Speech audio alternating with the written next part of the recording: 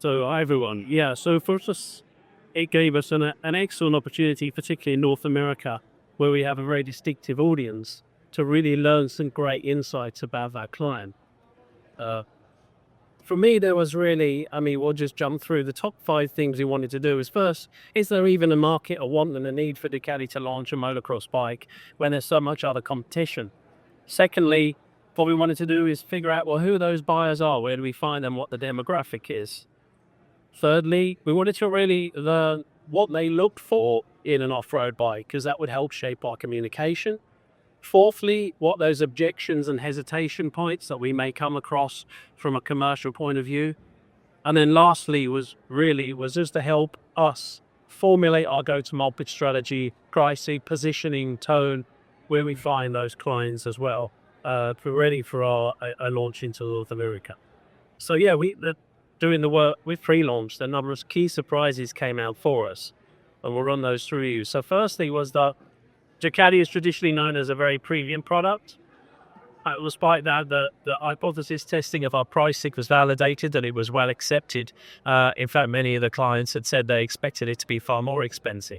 So that was a reassurance for us as well.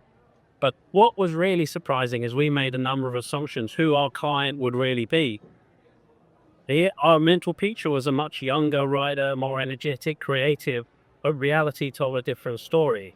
So it told us that the majority were men aged 55 to 65. Now, they were very experienced, former competitive motocross riders, real experts in their field, but of course they've got more money, they're more aligned to more premium brands, they're a bit more confident.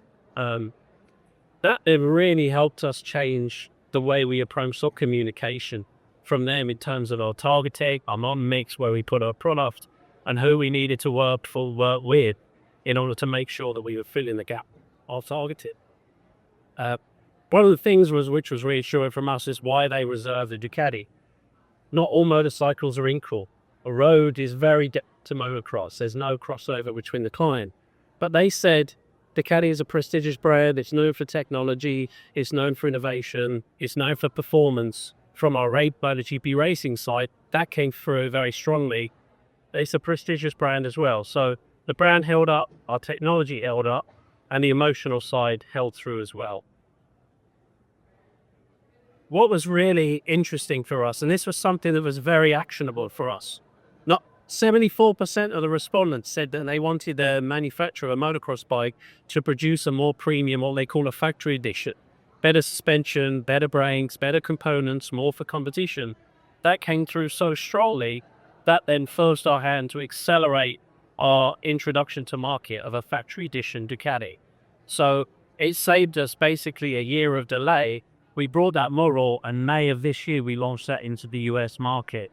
So the Desmo 450 factory was purely driven by what we learned and was really gave us the confidence to make that commercial decision.